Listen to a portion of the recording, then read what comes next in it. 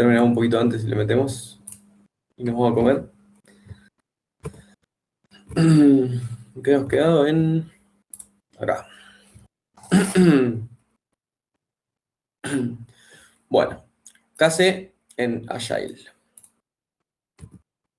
Es un cambio de paradigma que en enfoques Agiles cambia el momento de capitalización que estábamos viendo antes. En vez de esperar al cierre del proyecto, o nos manejamos por sprints, estas cosas, el aprendizaje ocurre en ciclos cortos. Scrum lo trabaja en la retrospectiva del sprint. Es decir, termina un sprint, el equipo define, o sea, el equipo revisa cómo trabajó y define mejoras para el siguiente sprint. Entonces, es algo que va bastante bien de la mano con la metodología Agile porque nada, lo vas como juntando bases de conocimiento y bases de conocimiento de, sprint, de cada sprint al otro y lo haces más rápido. Si no es Agile, es como que lo haces al final y como que tardás un poquito más cuando se cierre el proyecto recién. Aunque no es tan literalmente cuando es el cierre del proyecto, porque siempre cuando van pasando cosas uno las va agregando. Pero bueno, es medio la idea general.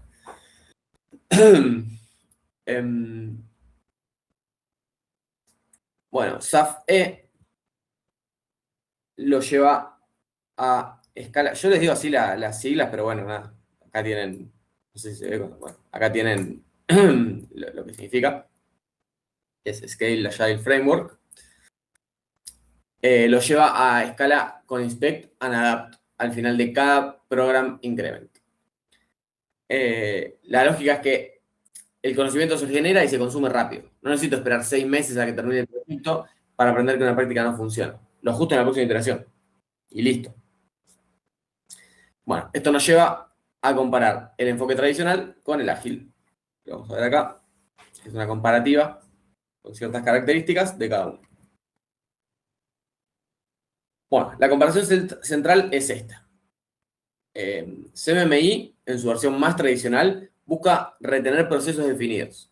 Por eso que les decía, es como lo súper tradicional y ortodoxo que se agarra de CMMI, pero después hay grises que no son tan literal como esto. Pero bueno, Agile busca sostener la capacidad de adaptación. En métodos tradicionales, el conocimiento se captura más formalmente, muchas veces al cierre de fases o proyectos, mediante lessons learned, o sea, lecciones aprendidas, reportes y OPAs. En Agile, el conocimiento aparece en retrospectivas. Definition of done, o sea, lo que hicimos, test, refactorización, prácticas técnicas y pequeños ajustes continuos. No hay que verlo como una pelea entre mundos esto, sino que una organización madura puede necesitar ambas cosas. Formalidad para escalar y agilidad para aprender rápido. O sea, no es que... Bueno, es como veníamos con todo, ¿no? Es que vos agarrás y desarrollás todo el software de una manera, solo ágil. No, o sea, vos agarrás y decís, bueno, no sé, las cosas que fuimos aprendiendo en este sprint las ponemos en una base de conocimientos, pero cuando termina el proyecto también nos sentamos y decimos, bueno, qué salió mal, qué salió bien, qué repetir, qué no, qué cambiar, qué apurar, que como que ahí después llegamos al punto final en el cual sí vemos todo más, de una forma más global. Pero bueno, lo importante es que el conocimiento llegue al momento en que se decide y no meses después.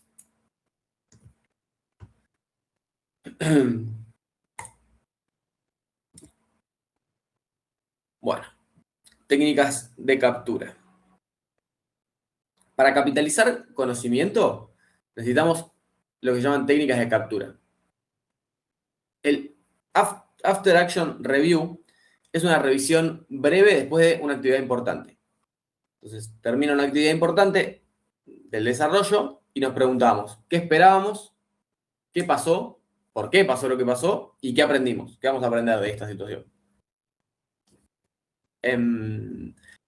Los postmortems son más profundos, son útiles cuando hubo un incidente grave, serio, o una desviación importante de lo que íbamos a hacer. Los 5 whys ayudan a no quedarnos en la causa superficial. No sé si se acuerdan, pero los 5 whys los vimos también hace creo que 2 semanas. No sé si los vi yo. Bueno, nos ayudan a no quedarnos en la causa superficial, por si no se acuerdan. nos preguntamos por qué varias veces hasta acercarnos a la causa raíz. Y Ishikawa, que también lo vimos, ordena causas posibles por categorías. Las entrevistas estructuradas nos sirven para extraer conocimiento de expertos, sobre todo cuando ese conocimiento está todavía muy tácito. Ahora, me parece que, bueno, acá tenemos de vuelta los 5 whys y el diagrama de Ishikawa, por si no lo recuerdan que lo habíamos visto. Así, pues es igual, me parece que Ale lo subió.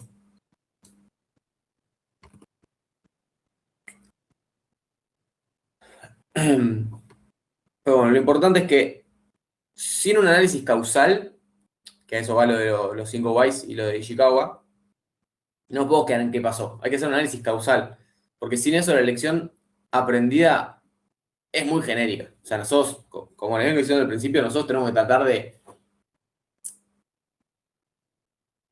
no me sale la palabra, pero como que sea algo medio global, ¿viste? Algo lineal más o menos que uno pueda agarrar y decir, ok, cuando pasa esto, hacemos esto, lo solucionamos de esta manera. Y si es algo tan genérico, o sea, esto es un poco genérico, pero digo, si es tan genérico, es difícil que sirva. Bueno, ahora vamos a básicamente clasificar dónde se guarda y cómo se usa el conocimiento, que acá lo separa en artefactos formales y ágiles. Del lado formal aparecen repositorios centrales y knowledge base, ADR, y son útiles para conocimiento que necesita trazabilidad, seguimiento y consulta posterior, más que nada. Del lado ágil aparecen retrospective logs, definition of done evolutiva y tech radar, que son cosas más livianas y orientadas a la acción. Lo interesante, como les decía, es que no son excluyentes. Como todas estas cosas no son excluyentes. Son más de un lado, más del otro, pero no es excluyente. Porque un equipo puede, por ejemplo, tener ARs versionados en Git y al mismo tiempo revisar su definition of done en cada perspectiva. Pero bueno, lo formal da memoria y lo ágil da velocidad de aprendizaje. Es importante que eso, no lo piensen como dos cosas separadas que nunca se tocan y es como que o elegimos una o elegimos la otra. Sino que para ciertas cosas, ciertas tareas, ciertos enfoques, va a ser mejor adoptar los artefactos formales y para otras va a ser mejor adoptar los artefactos ágiles. Ahora vamos a entrar en uno de los artefactos más importantes de los formales, que es el ADR.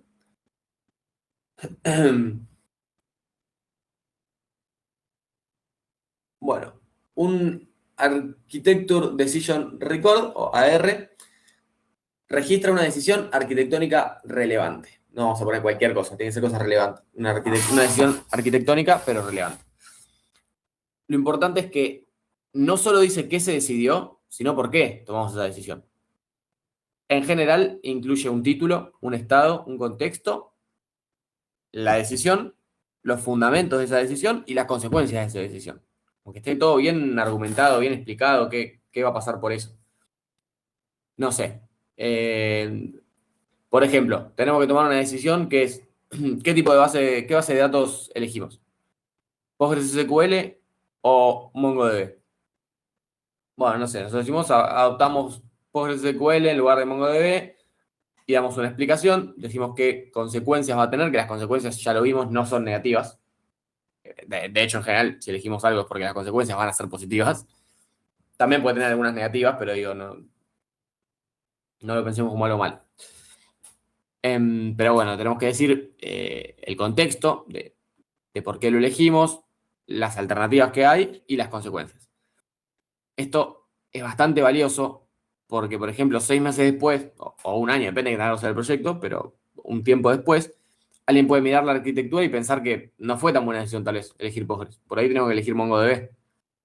Pero bueno, tal vez en el momento en el que lo dijimos tenía más sentido por, no sé, restricciones del equipo, por tema de presupuesto, por performance o incluso integración. Entonces, por ahí en ese momento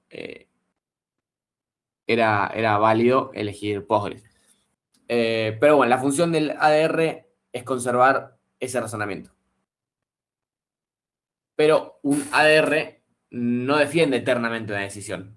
Por eso es que no hay que casarse con una idea que plantea en el ADR, porque después veremos. Tiene el contexto para poder discutirla mejor en el futuro. Decir, bueno, yo tomé esta decisión por esto, esto y esto, y esperaba que diera este resultado. Después puede fallar, obviamente, todo puede fallar. Pero lo importante es tenerlo bien fundamentado y también, más allá de dejarlo documentado, es como que si uno lo pone en escrito y dice, bueno, estoy tomando esta decisión por esto y esto y esto, por ahí lo ves y decís, no, la verdad que es una boludez esto, no vale la pena, mejor hagamos otra cosa. O por ahí lo escribís y decís, sí, la verdad que parece lógico, tomaría la misma decisión de nuevo. Eh, qué sé yo. También uno después puede aprender y tal vez te equivocaste y no fue una buena decisión, pero bueno, en la ADR tiene que estar como defendido porque vos tomaste esa decisión en el pasado. Bueno, la definition of done, que es otra. Uy, me fui a ver. Es otro de los artefactos formales que les había mostrado. Perdón, de los artefactos ágiles que les había mostrado. Les mostré uno de los más importantes de los artefactos formales. Ahora vamos a mostrar uno de los más importantes de los ágiles. Bueno, la definition of done, o DOD, empieza con un acuerdo mínimo sobre cuándo una tarea puede considerarse terminada. Básicamente es lo que significa definición, ¿no? La definición de que algo está hecho. A partir de cuándo podemos decir, bueno, esto está hecho. Porque después va a haber que hacer detalles y cosas puntuales, pero hay un momento en el cual uno dice, ok, esto está hecho, falta pulirlo, pero está hecho. Es importante pensar que puede evolucionar. Al principio puede incluir funcionalidad básica, no sé, compila, cumple con lo que se pide, pasa revisión, está bien. Ahora decimos que el DOD es este. Pero después, con más madurez, incorporamos un poco de rigor técnico. No sé, podemos meter test unitarios que cubra una cosa mínima, revisiones de seguridad que antes no las tenías en cuenta porque, no sé, que esté documentado, como que eso puede, no es estático, es bastante fluctuante y es importante que así lo sea. No sé, más adelante de eso, después podemos sumar robustez operacional, que haya logs, que se monitoree, que haya alertas, mejorar la performance, no sé, los tiempos de respuesta, un montón de cosas. O sea, podemos ir agregando cada vez más cosas. Después, no sé, mejorar el front, como que hay un millón de cosas que podemos mejorar, pero hay que tener un DOD armado. Y, bueno, no sé, la sostenibilidad, que el código sea mantenible, criterio de eficiencia. Pero bueno, cada aprendizaje del equipo que tenemos a lo largo de cada sprint, en este caso sería más que nada de cada sprint porque es algo ágil y si no, no tendría sentido. Cada aprendizaje que tenemos en el equipo puede quedar incorporado en el DOD. Yo opino que si entra para quedar incorporado, está bueno que lo hagamos, pero a veces simplemente no entra y nada, aprendimos algo y ya está, se solucionó y no hay nada que modificar en el DOD. Pero hay que evitar que ese error vuelva a ocurrir, si es que puede pasar.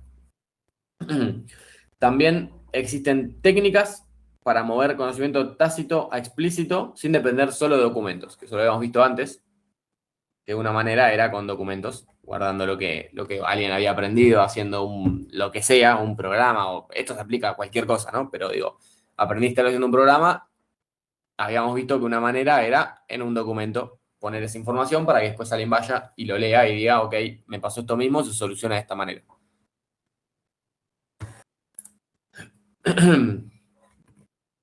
Bueno, tenemos las COP, comunidad de práctica, que reúnen personas con un interés común para compartir criterios, problemas y soluciones.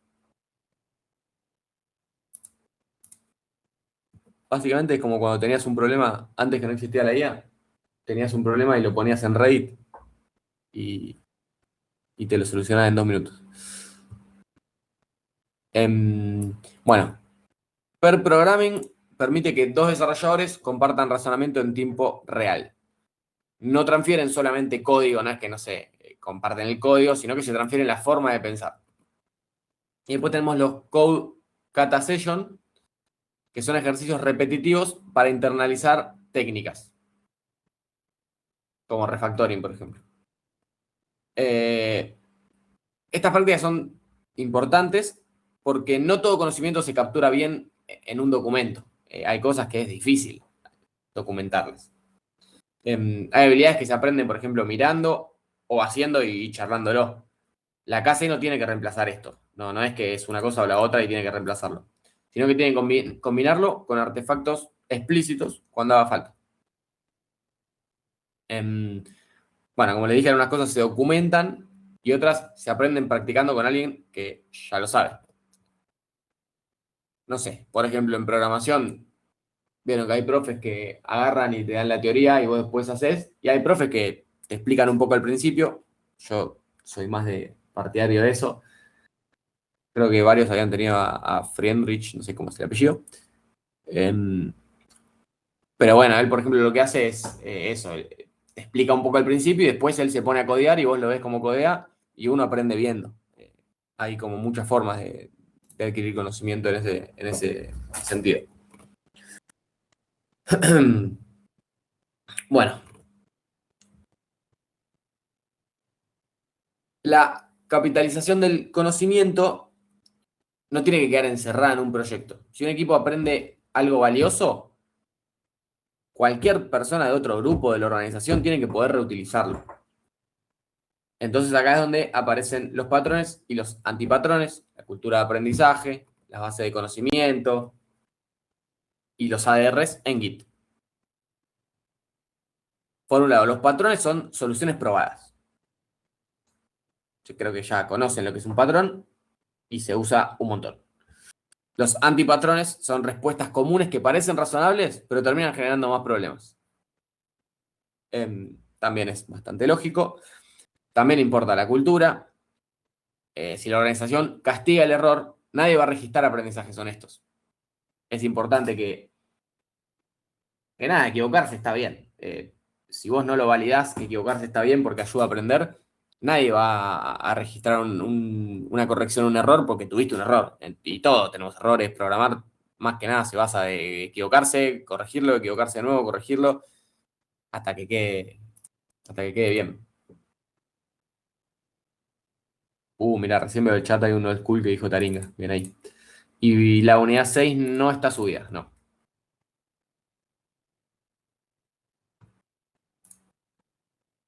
Supongo que la vamos a subir cuando terminemos la clase. Igual, bueno, lo que les había dicho antes, varias de las cosas tocan temas de clases anteriores que me refería a eso más que nada, que sí se acordaba. ¿Dónde me quedé? Acá. Bueno, nada, eso que si la organización castiga el error, no se van a registrar aprendizajes honestos. Si premia solamente apagar incendios porque algo pasó, nadie va a invertir tiempo en prevenirlos. KC funciona cuando aprender es parte del trabajo, no una tarea extra al final. Y para saber si esto funciona, necesitamos medirlo. Es importante. Entonces, acá entran las métricas KC, KPIs. El profe dijo, justo en uno de los ejemplos de lo que iba a preguntar, algo sobre esto que se van a explicar. Y los desafíos KC. Entonces, podemos medir KC mirando reducción de errores repetidos, tiempos de onboarding, tasa de reutilización efectiva, todas cosas que veníamos hablando, que son para medir si esto realmente funciona o lo hicimos al pedo hablando mal y pronto. Si la base de conocimiento es buena, una persona nueva debería integrarse más rápido que sin la base de conocimiento, porque tiene más lugar donde aprender. Si no, si tarda lo mismo, incluso no solamente más rápido, sino mejor. A veces tal vez no es más rápido, pero es mejor, con una mejor capacidad, con una mejor base, y después ya la velocidad ya llegará. Pero bueno, o mejor o más rápido. Si las lecciones aprendidas se aplican, deberían bajar los incidentes similares. Pero hay desafíos. Knowledge hoarding, cuando alguien tiene conocimiento porque le da poder. Hay un conflicto entre velocidad ágil y la disciplina de documentación, o repositorios muertos o desactualizados. Un repositorio viejo no solo no ayuda, sino que es contraproducente. Puede dañar la confianza del equipo e incluso podés seguir cosas que están mal y que ya no son válidas o no se usan. O formas de hacer cosas dentro de la empresa o dentro del grupo que no se utilizan. Por eso es que es importante la curación. que les decía antes. Tiene que estar todo el tiempo actualizándose, modificando lo que ya no se usa, agregando las cosas nuevas. Si no está actualizado, no se va a utilizar. Yo le dije que es algo que pasa. Mucha gente lo cuelga y lo hacen y después nada, nadie. Por ahí se encarga de hacerlo y después nadie se encarga de actualizarlo y no sirve para nada. Pero bueno, con esto cerramos lo que sería la gestión y la capitalización del conocimiento. Ahora vamos a ver un bloque que medio que conecta DevOps con CI/CD y testing, que son formas de generar feedback rápido y conocimiento operativo y bueno, medio testear las cosas. ¿Cómo vienen por ahora? ¿Alguna duda? ¿Algo que quieran repasar? ¿Algo que alguno quiera comentar que haya vivido? Cualquier cosa es bienvenida. ¿Algo que quieran comentar que publicaron en Taringa y les comentaron sobre cómo resolverlo? No, me acordé que había muchos tutoriales en Taringa. Sí, había un chiste que decía, si tenés un bug y no lo puedes resolver, lo publicás en algún foro así, Reddit, Taringa, y algún gordocompu te lo resuelve en un segundo. Así que. Bueno, Discord ahora igual también. Ahora en Discord también hay buenas comunidades que es verdad que te resuelven todo. Es hasta mejor que ChatGPT. ChatGPT ya quedó obsoleto, mejor que Cloud. Sí, si tenés suerte y te dan bolas, sí. Eso sí. Sí, te tenés que poner una foto con una mujer y te dan bola. Es una buena técnica. Es como ir al gimnasio. Iba a decir lo mismo. Bueno, sigamos un poco más.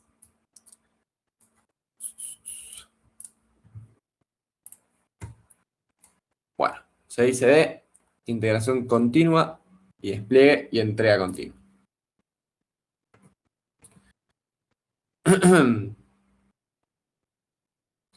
Bueno, 6CD es una práctica, les voy a dar como una introducción, que es una práctica central en lo que sería el desarrollo moderno.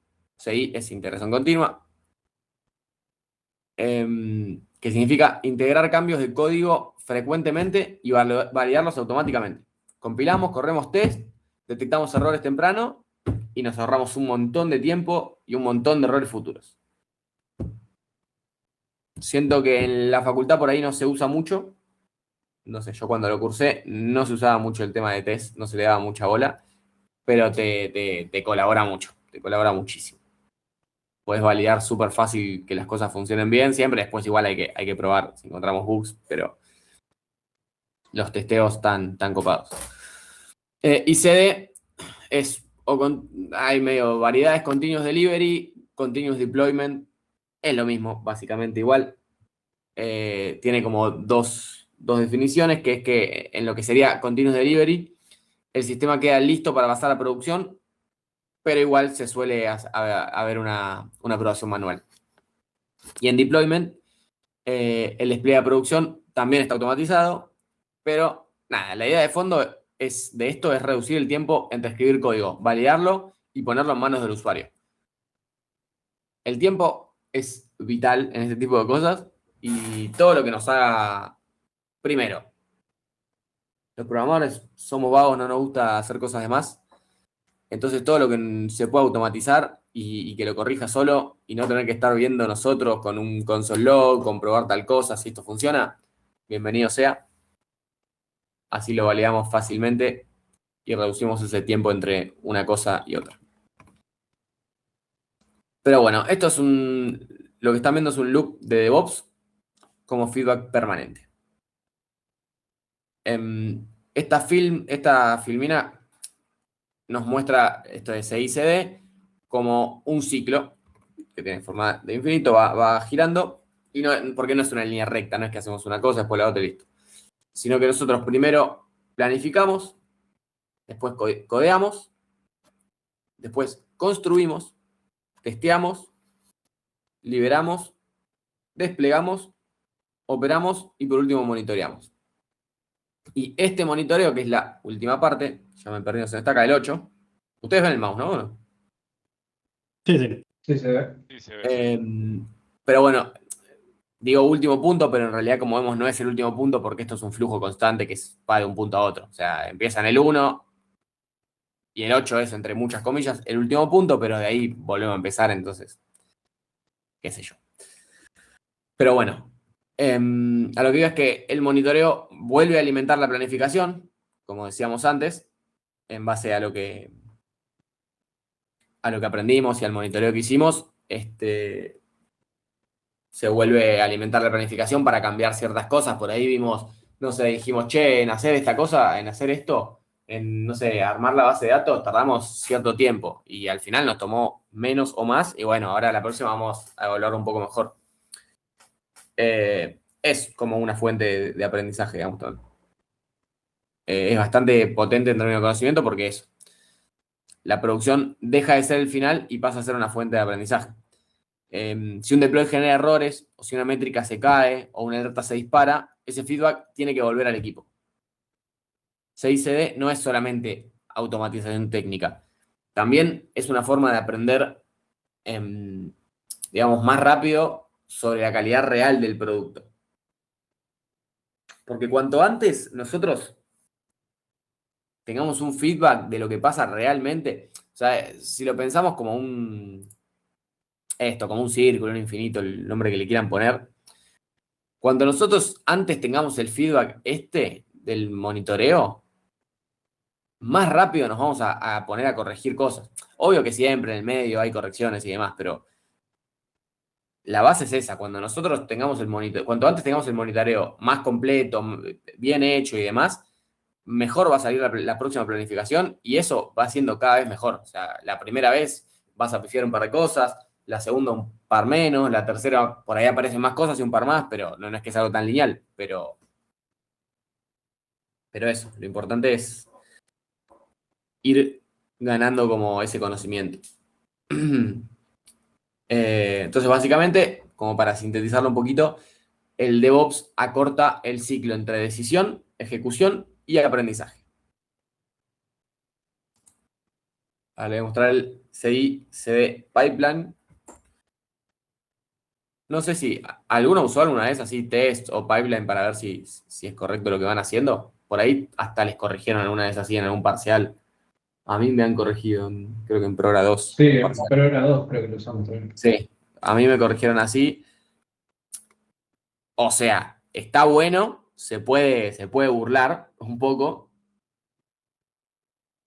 pero, o sea, si están bien hechos, no, pero bueno, lo que hacía el profe se podían burlar, no tenía que estar correcto, o a veces incluso daban mal cuando no tenían que dar mal, no sé si les pasó. A mí me pasó, por ejemplo, me acuerdo cuando rendí que un pipeline me daba mal porque el chabón lo había hecho medio flojo, vamos a ser sinceros, y le hablé, tipo, che, esto está bien, a mí me funciona perfecto. Y nada, por eso digo que también hay que agarrarlas con pinzas estas cosas, no es que esto suplanta la revisión humana.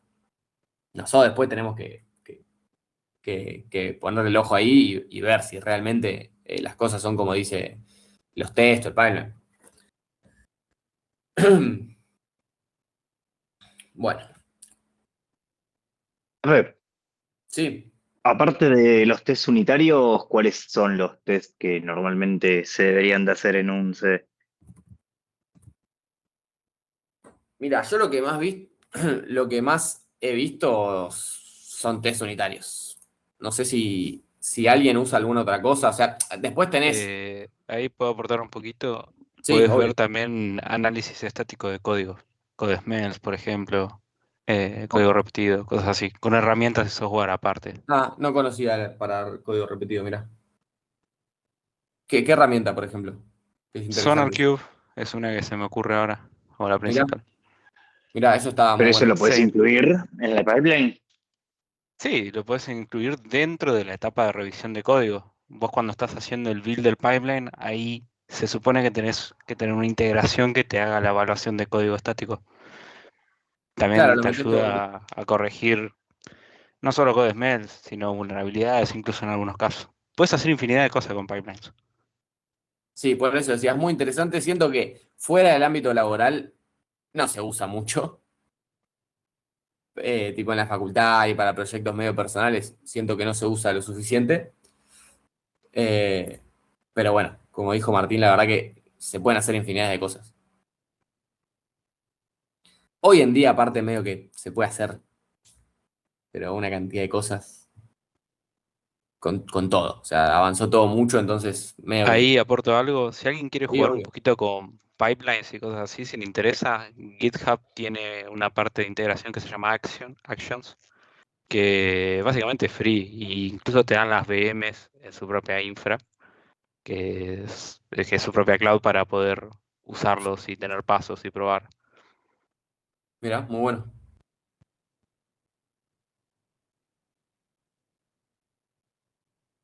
Claro, yo en el laburo estoy haciendo con GitHub Actions, hice con los test unitarios, pero después como que me quedé sin ideas de qué otros test le puedo agregar y que no me enlentezcan el deploy al pedo. O sea, que realmente le aporten valor. No, el de código repetido que comentó puede estar bueno. Sí, sí. O sea, como que Igual, quería encadenar muchos tests para hacerlo lo más completo posible, pero tampoco enlentecerlo. El de código repetido está bueno. No sé cuál otro más Sí, es lo que igual decíamos, podría que ser. está útil. para puestos de testing hoy en día ya piden que tengas conocimientos en esto. Claro. No testing unitario, sino en general. Sí, sí, es que pasa que creo que con todo el rubro, ni siquiera de programación, todo el rubro IT en general, se levantó muchísimo la vara. Sí, demasiado. Antes ibas a una entrevista, te preguntabas si sabías prender la compu, le decías más o menos y te decían, bueno, arrancá el lunes. Arrancá el lunes tenés 50 millones de dólares por mes. Eh, ahora, Y bueno, meses de enseñanza con Yo estoy paciencia. buscando laburo y no encuentro nada encima. Es una paja. no, está complicado. La verdad que está complicado. Por Yo eso estoy hay que tratar de. buscando en testing y laburé, tengo 2 años de experiencia ya en laburos y cada entrevista que haces te piden algo que algo nuevo que no viste. Después cuando Sí. entras al trabajo no haces nada de eso. No, no, es que lo que pasa también, que yo los entiendo un poco, es que se llenó mucho de bootcamps y cosas que sale gente que nah, no sabe bien las bases de cosas y después hace cagadas. Pero bueno, es como que ya empezaron a pedir cualquier cosa o te piden 25 años de experiencia y ser menor de 30.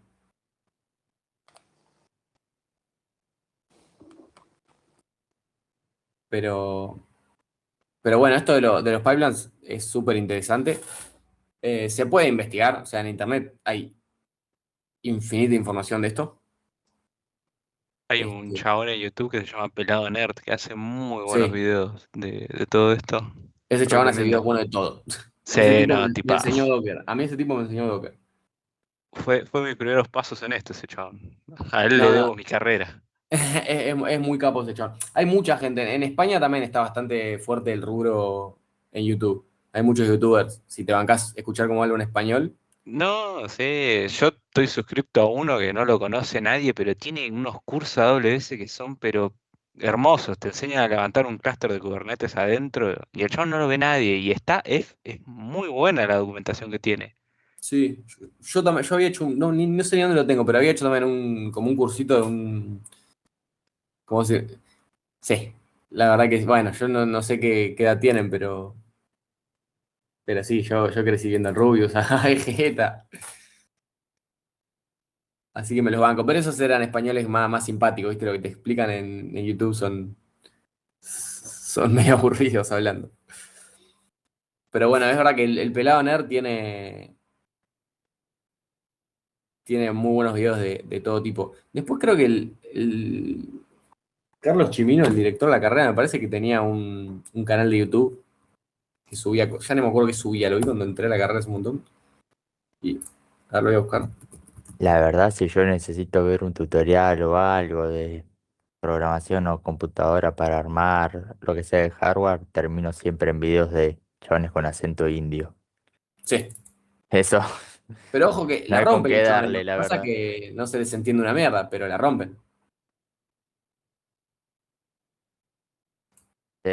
Onda, si le llegas a agarrar uno que más o menos le mete con el inglés, dentro de todo un poco entiendo, encontrás uno que no hable completamente para el tuje y la verdad que te zafa de cualquier cosa el chabón. Sí, sí. Hasta aprendí a construir más o menos con Indio. Yo Sí. laburé como 8 meses, una cosa así, con una empresa yankee que medio que tercerizaba una banda de indios y tenía reuniones con los indios, no les entendía nada. Yo decía al pedo, hablo inglés y es lo mismo, podría hablar cualquier cosa y poner un traductor ahí. Bueno, seguimos con esto del pipeline.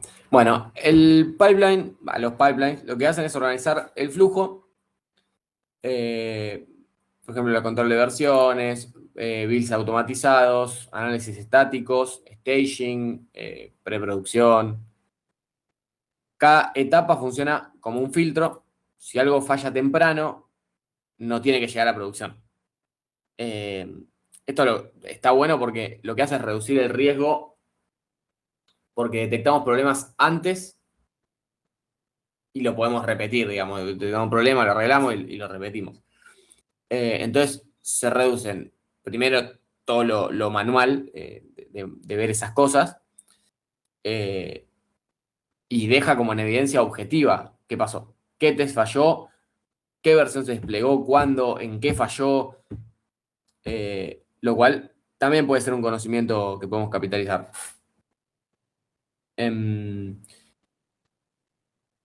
Para atención un poco, un pipeline vale tanto como la calidad de las pruebas que ejecuta. O sea, por sí solo no es tan útil, digamos. Pero bueno, en un pipeline aparecen distintos tipos de test, como veníamos hablando, acá hay un par. Estos la verdad que yo no los he usado. Estuve viendo un poco lo que había, investigando un poco antes cuando preparaba la clase, pero la verdad que no los usé, así que no sé si alguien los usó, puede comentar. Bueno, los unitarios que valían piezas chicas de código, que creo que son los más usados, por lo menos en lo que yo he visto, con los de integración, que valían componentes, tipo valía que los componentes se comuniquen bien, que se integren bien.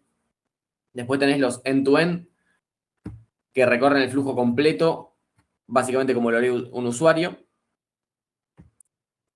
Y lo importante es, como habían dicho, que es no elegir uno solo, sino que combinarlos.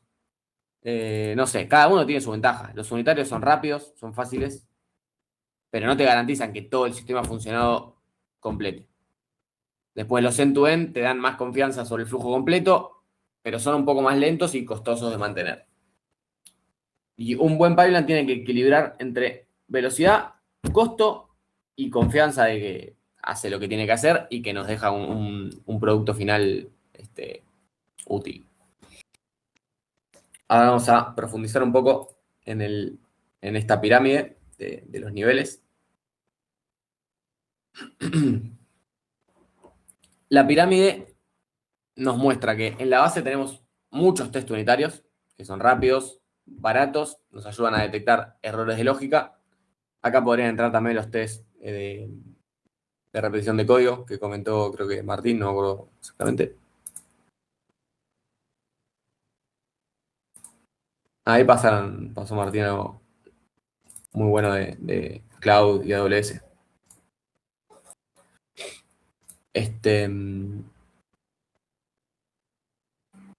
Bueno, después, más arriba en el medio, tenemos los test de integración que verifican, como les dije, la comunicación entre los módulos, la base de datos, los servicios, las APIs.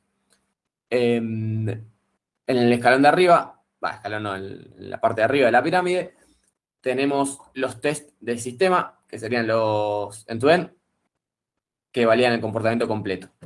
Y a medida que subimos, aumenta la confianza sobre el sistema real. Pero también son más complejos, tienen más tiempo de ejecución y aumenta los costos.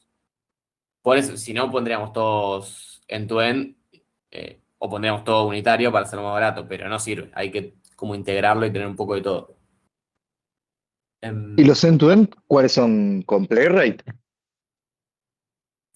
La verdad que si te digo, te miento. porque como te dije, no los usé nunca, estuve investigando un poco como para la clase cuáles existían, como para darles algunos ejemplos. Pero yo la verdad que no los usé. No sé si alguien tuvo experiencia con eso y quiere comentarlo. Yo tuve con Playwright, pero es un quilombo y es muy costoso. Por eso quería saber si había alguno más. No, o sea, los Alguno end-to-end que son sea más costosos. plug and play. Claro, no, los end-to-end son costosos. Eh, como les dije, cuando vas subiendo en la pirámide, van siendo más caros. También van siendo más confiables. Digo, yo confío mucho más en que mi proyecto pase un end-to-end a que pase un test unitario. Si pasa un test unitario, nada, puede que igual todo funcione mal. Incluso si pasa un test de integración, puede que todo funcione mal. Sí, Em, sí, tranquilamente. Solamente es tranquilamente, más yo lo he cosas visto. técnicas que te asegura eso. Claro, exacto. Pero el Te end-to-end aseguras está buenísimo. el end-to-end está buenísimo, pero es más caro, más difícil de mantener. Hay pocas empresas que pueden Claro, justificar mantener un end-to-end para lo que les sale exacto. la cagada, básicamente. Exacto, tu producto tiene que generar platita, porque si no, no lo vale. Eh, Es Es que es mejor hasta que. caro hacerlo con IA. Ahora que teóricamente sería más barato, sigue siendo caro. Sí, Sí, sí. es que por eso no. O sea, se usa, pero vas a ver que está en un proyecto va a estar mucho más plagado de pipelines de bajo nivel, por llamarlo de una manera. Eh, Tipo, no sé, hay 200 millones de test unitarios, 500 de integración y después de end-to-end no, es poco lo que vas a tener si es que tenés, porque es lo que les digo, si el proyecto no genera la suficiente plata, no sé si vale la pena tener un end-to-end. Y aunque Nosotros, genere profe, suficientemente plata, tal vez ni lo hacen. Tal vez, tal vez no lo haces y punto, ¿no? Acá, profe, yo tengo experiencia, nosotros usamos Cypress para hacer end-to-end. Y valida todos los flujos, login, registro, etcétera, Ah, mira. etcétera. Y es un dolor de cabeza, sinceramente, ¿Y es que, porque perdón, dolor de cabeza? es un dolor de cabeza, sí, bastante dolor de cabeza mantenerlos, ¿no? Más allá de que la implementación es relativamente fácil, porque, bueno, es decirle o guiarlo un poco, toca este botón, completa con estos campos, levantá desde un JSON, tal información y demás. Después es un dolor de cabeza porque tenés un montón de variables atrás. O sea, si el backend funciona, si no funciona, si te devuelve, si cambió algo y te devuelve algo, o te devuelve otra cosa diferente. Y después algo también así bastante engorroso es que también en diferentes ambientes puede producirse diferentes errores. O tarda un segundo, o milésima de segundo más en que no aparezca un botón o que el loader se tome un tiempo más y no encontró el botón y empieza a pinchar Claro, por no lo todos encuentro. lados y te frena un deploy incluso. Porque nos ha pasado un Ah, claro, es montón de como el veces que Playwright. claro, exactamente. Sí, sí, Ah, es un quilombo. es un dolor de cabeza. Está buenísimo, sinceramente está buenísimo porque no tenía que hacerlo a mano, pero después mantenerlo es bastante costoso. Sí. Es que mantenerlo es muy costoso, porque tal vez lo hace, está buenísimo, sirve, pero te cambias un botón y ya tenés que volver a cambiar todo el test.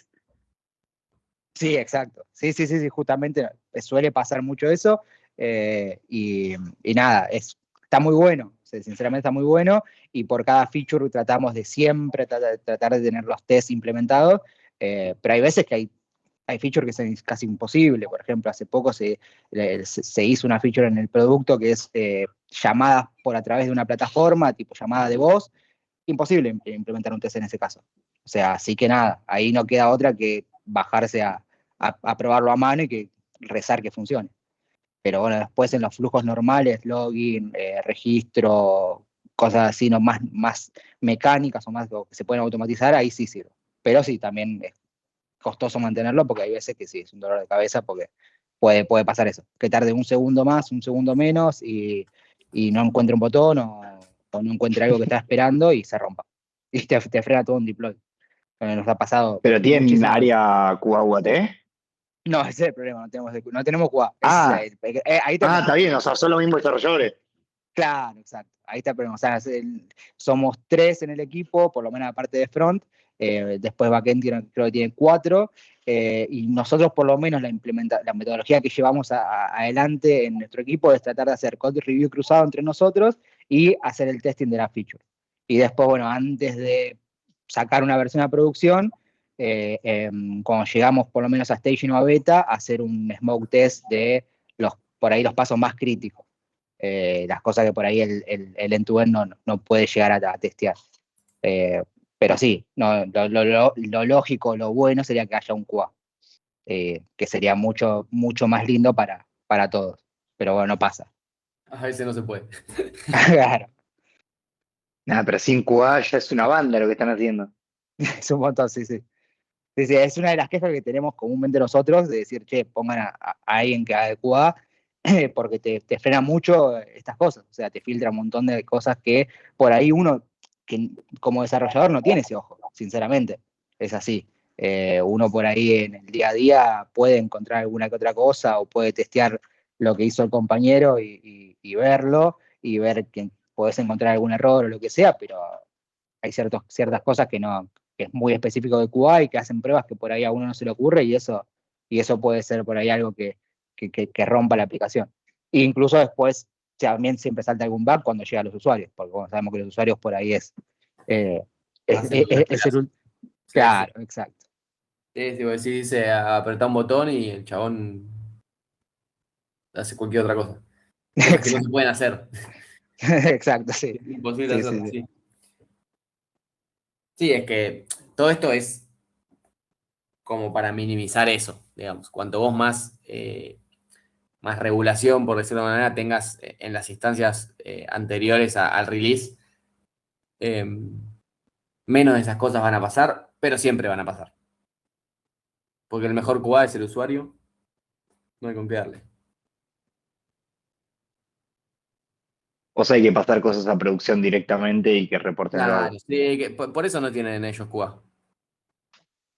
Totalmente. Lo mandan Totalmente. directo y dicen, bueno, que laburen por nosotros, que usen la app, lo que sea que hagan y que laburen.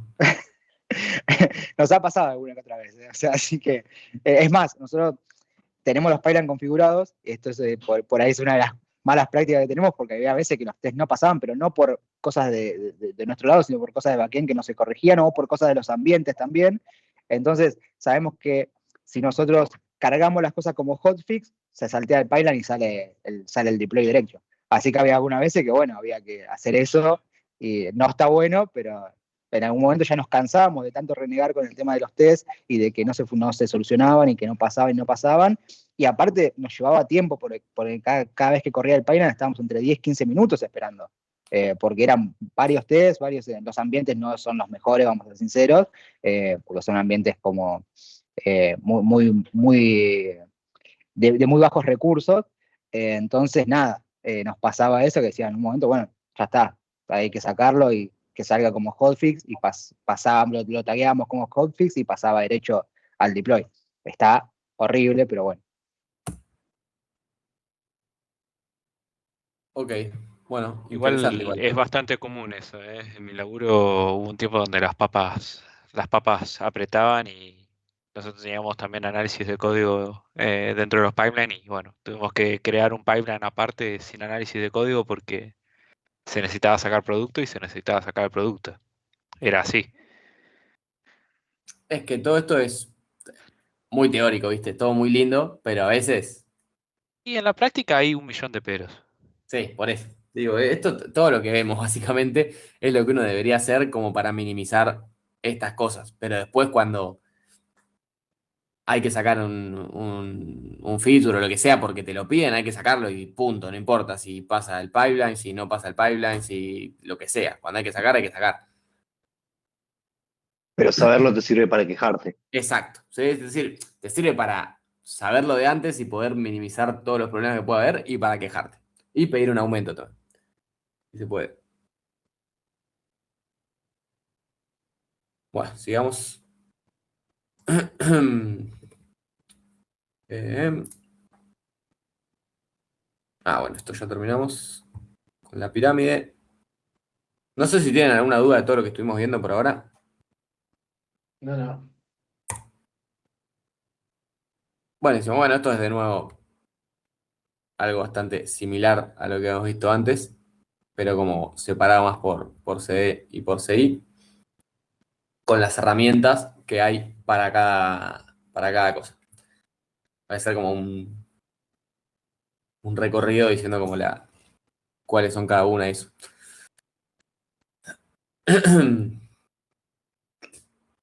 Bueno, nada, podemos ver que eso, el CI y el CD se apoyan un montón de herramientas.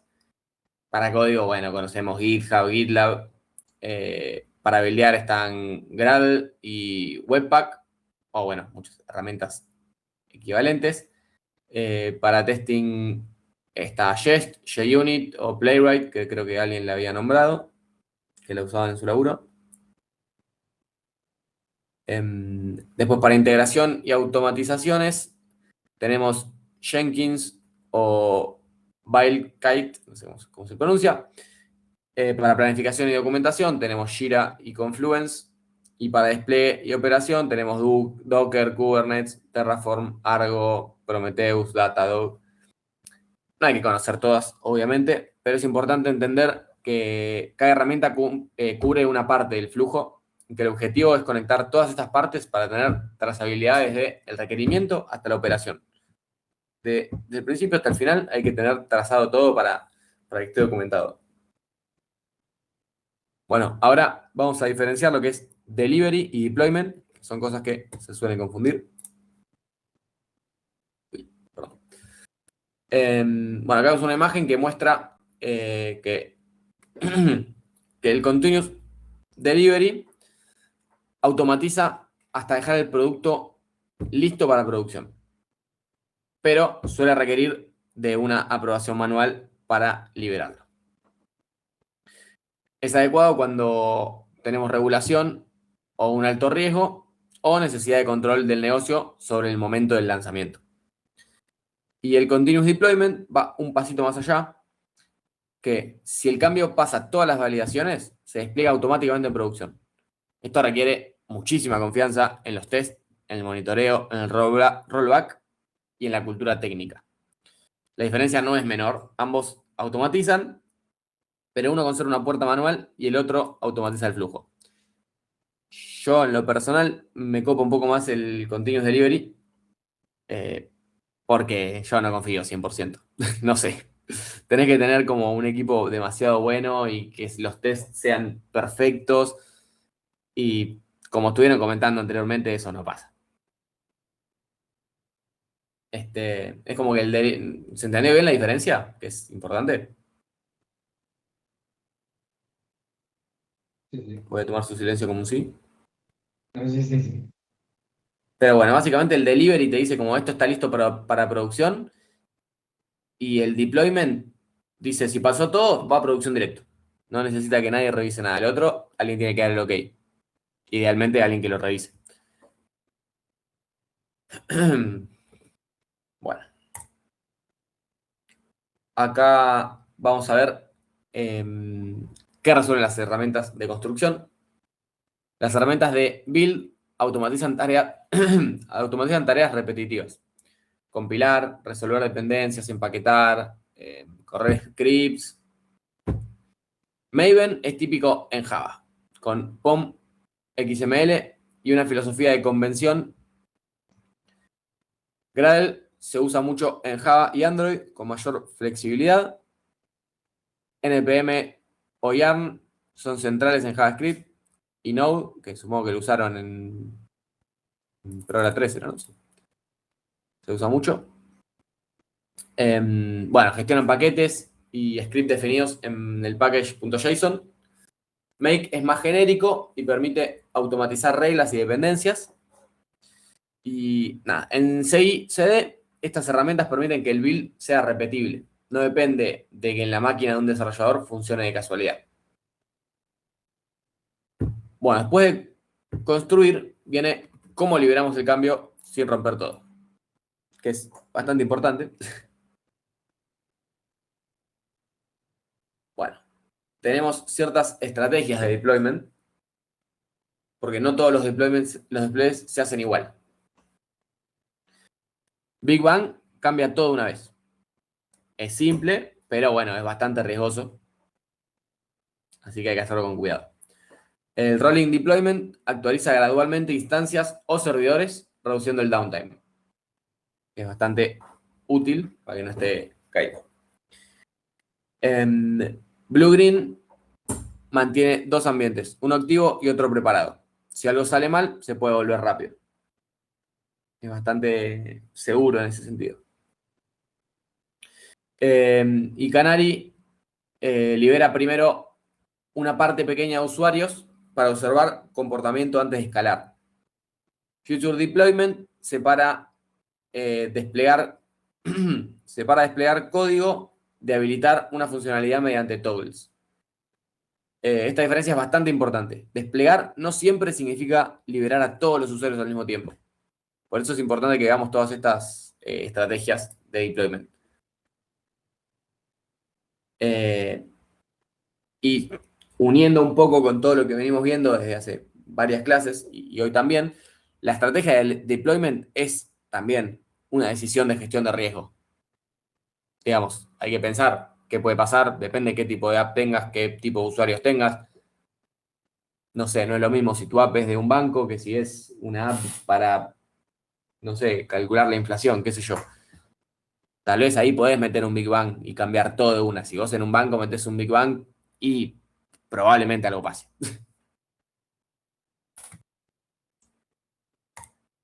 Bueno. Acá tenemos una comparativa de las técnicas de deployment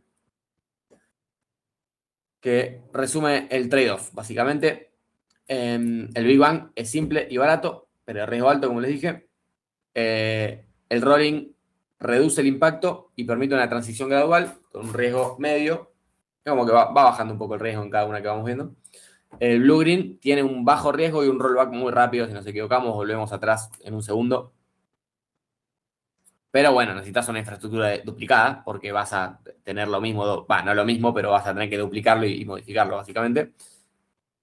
Y Canary minimiza el riesgo porque prueba con pocos usuarios, pero exige un monitoreo y una capacidad de segmentar esto y probar en algunos. Y Future Deployment permite separar despliegue de liberación con riesgo controlado y bajo costo relativo, pero requiere una muy buena gestión de las toggles. No hay una técnica universal, no hay que casarse con una. La elección depende del tipo de producto, la criticidad, el tipo de cambio que vas a hacer, la infraestructura, la cultura, un montón de cosas. La tolerancia al riesgo que tengan, porque es eso, si dejas a un banco sin sistema una semana, ahí te van a matar. Entonces, nada, no se casen con una, es importante conocer todas estas como para poder decidir cuál usar. Y bueno, ahora vamos con un nuevo bloque que es vinculado a los productos de IA.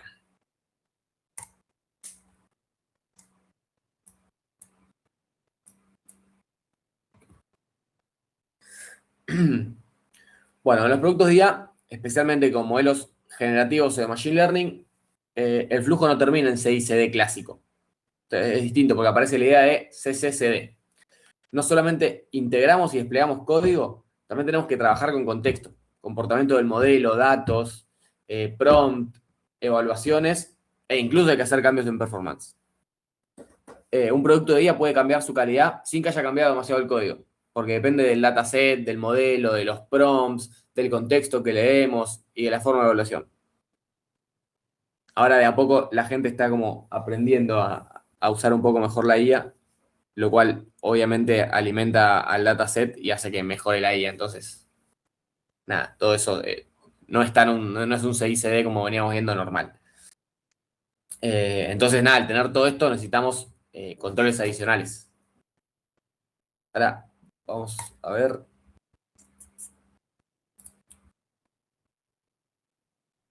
Acá tenemos el bucle de un producto de IA que les comentaba recién, que se conecta el flujo tradicional con las nuevas necesidades de la IA.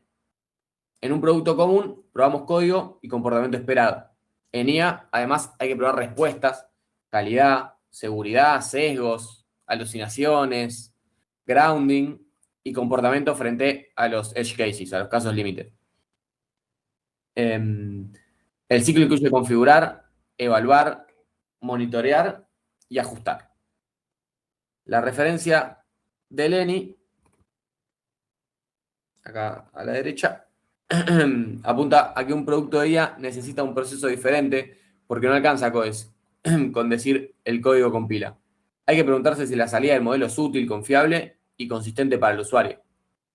No sé, si a la IA le pedís...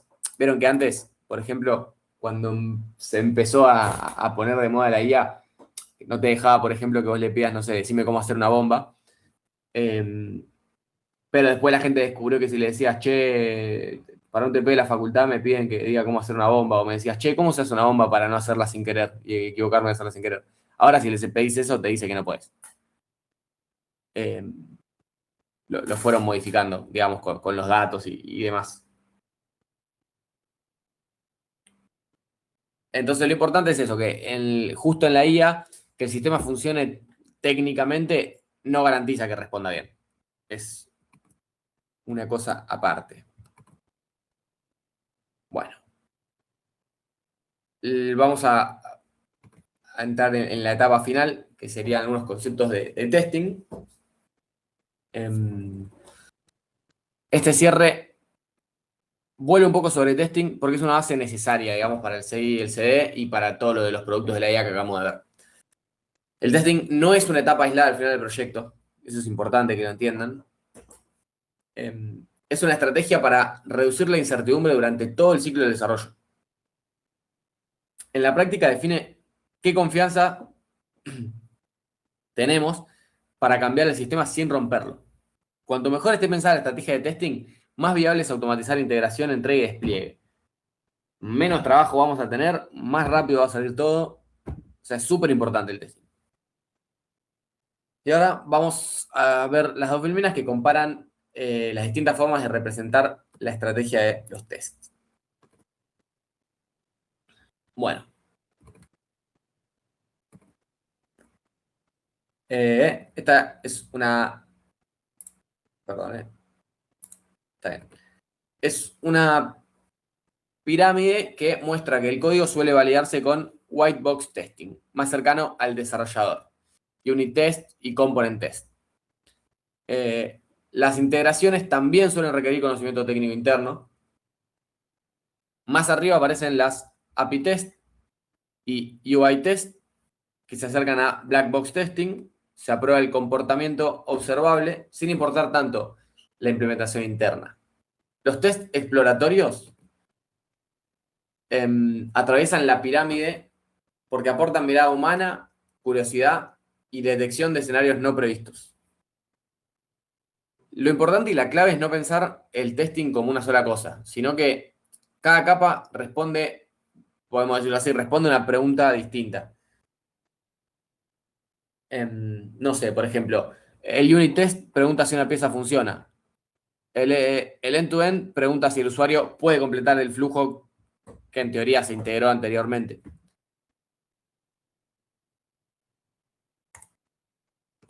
Y bueno, tenemos el testing ice cream cone contra el testing pyramid. Vamos a cerrar el antipatrón de demasiados test manuales end-to-end. Esto compara una estrategia desbalanceada con una más sana. El conito de lado representa un antipatrón. Ven que tiene un montón de test manuales, algunos end-to-end test, menos integración, test de integración y muy pocos unit test.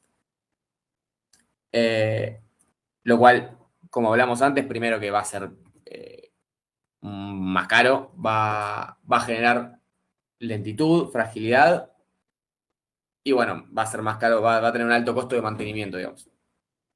Y la pirámide propone exactamente lo contrario. Muchos test unitarios como para validar la parte más baja, la capa más baja, una capa razonable de integración y pocos end-to-end. Bien elegidos para ciertos flujos críticos. No hay que usarlos al pedo porque, como dijimos antes, son carísimos y difíciles de mantener. Esto no significa que hay que eliminar los test manuales, sino usarlos donde agregan valor. En exploración, en experiencia del usuario y en ciertos casos complejos o edge cases. Y bueno, ya ahí terminamos. Para cerrar la clase, simplemente les comento que la idea general de todo esto que vimos es que tanto KM como KC o sea, KMKC como CICD y testing buscan lo mismo. De distintas maneras, pero buscan exactamente lo mismo. Es aprender más rápido, repetir menos errores. Todo esto va a llevar también a gastar menos dinero. Y mejorar la capacidad de la organización para entregar un software de calidad. Entonces, una organización madura no solo desarrolla software, sino también aprende de manera sistemática mientras lo desarrolla y deja sentada como una base de conocimiento para que cualquiera que esté ahí pueda aprender eso mismo.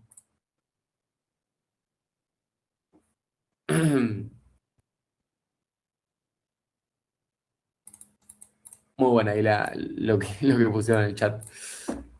Bueno, chicos, eso fue todo. Espero que les haya gustado la clase. No sé si tienen alguna consulta. Algo que quieran representar. No, por ahora nada. Se entendió, profe.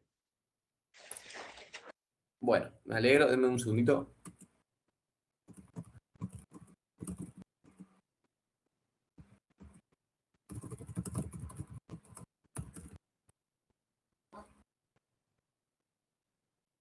La verdad que no.